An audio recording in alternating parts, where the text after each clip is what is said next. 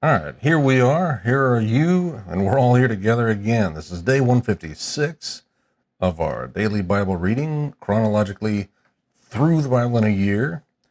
And you won't be able to notice, but our cat Frankie is right here next to me, joining us this time. So we'll see if he has any commentary. I'm not offering any for this. We're just reading through and letting you and the Lord add your own commentary. But if you're ready, let's jump right into this. Let's begin. Chapter 7, Proverbs 7 through 9 is what we're covering. My son, obey my words and treasure my commands. Keep my commands and live, and guard my instructions as you would the pupil of your eye. Tie them to your fingers. Write them on the tablet of your heart. Say to wisdom, you are my sister, and call understanding your relative. She will keep you from a forbidden woman, a wayward woman with her flattering talk. A story of seduction. At the window of my house, I looked through my lattice.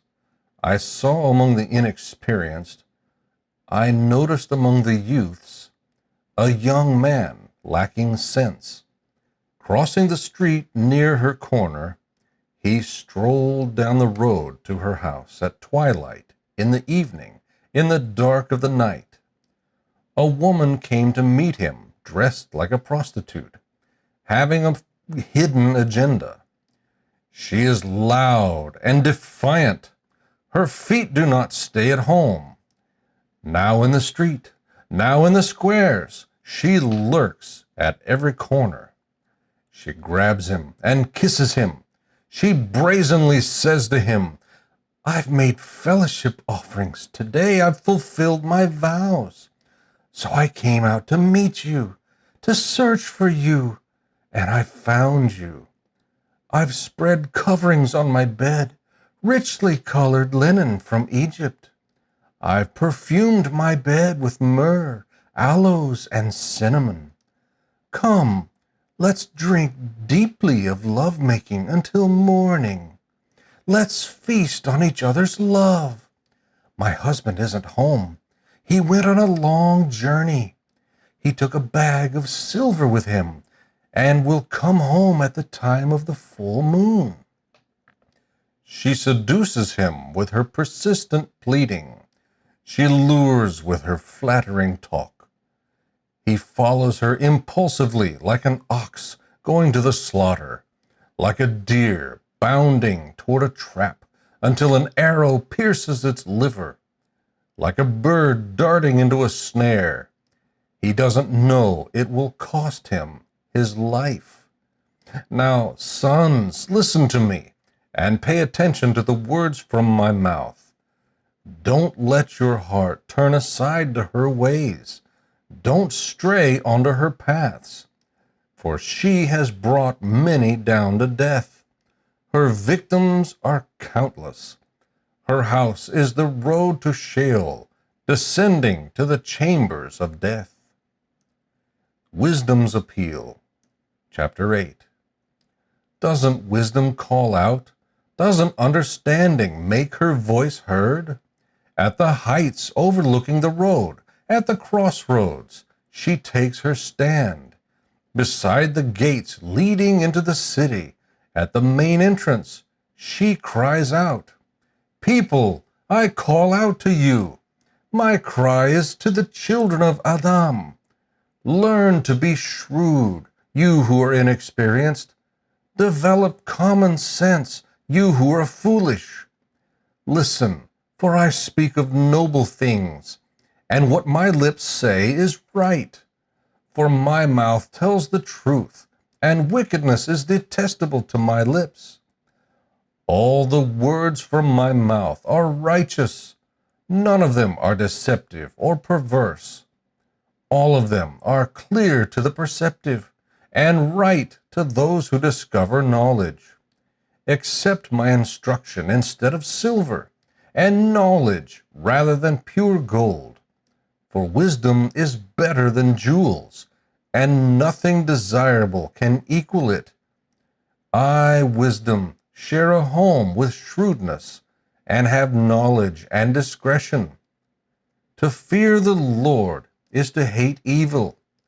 I hate arrogant pride, evil conduct, and perverse speech. I possess good advice and sound wisdom. I have understanding and strength. It is by me that kings reign and rulers enact just law. By me princes lead, as do nobles and all righteous judges. I love those who love me, and those who search for me find me. With me are riches and honor, lasting wealth and righteousness. My fruit is better than solid gold, and my harvest than pure silver. I walk in the ways of righteousness, along the paths of justice, giving wealth as an inheritance to those who love me, and filling their treasuries. The Lord acquired me at the beginning of his creation, before his works of long ago. I was formed before ancient times, from the beginning, before the earth began. I was born when there were no watery depths, and no springs filled with water. Before the mountains were established, prior to the hills, I was given birth. Before he made the land, the fields, or the first soil on earth. I was there when he established the heavens, when he laid out the horizon on the surface of the ocean, when he placed the skies above, when the fountains of the ocean gushed out, when he set a limit for the sea so that the waters would not violate his command, when he laid out the foundations of the earth. I was a skilled craftsman beside him. I was his delight every day, always rejoicing before him. I was rejoicing in his inhabited world, delighting in the children of Adam. And now, sons, listen to me. Those who keep my ways are happy. Listen to instruction and be wise.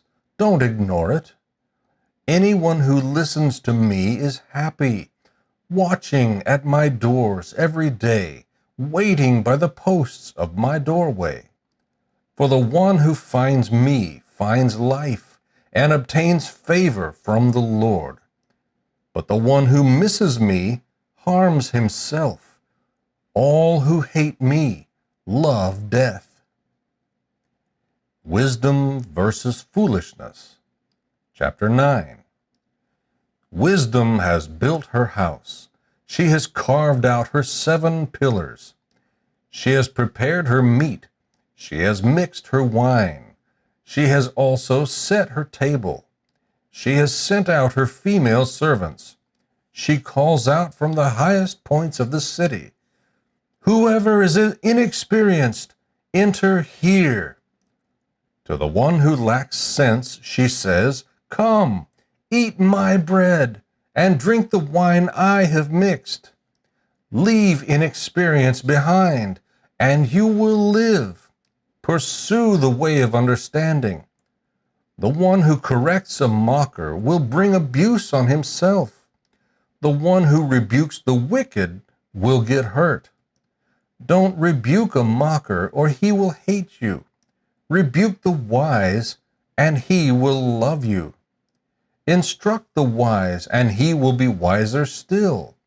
Teach the righteous, and he will learn more. The fear of the Lord is the beginning of wisdom, and the knowledge of the Holy One is understanding. For by me your days will be many, and years will be added to your life. If you are wise for your own benefit. If you mock, you alone will bear the consequence. Folly is a rowdy woman. She is gullible and knows nothing.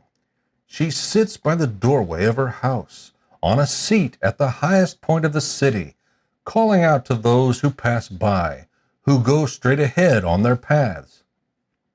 Whoever is inexperienced, enter here. To the one who lacks sense, she says, stolen water is sweet, and bread eaten secretly is tasty.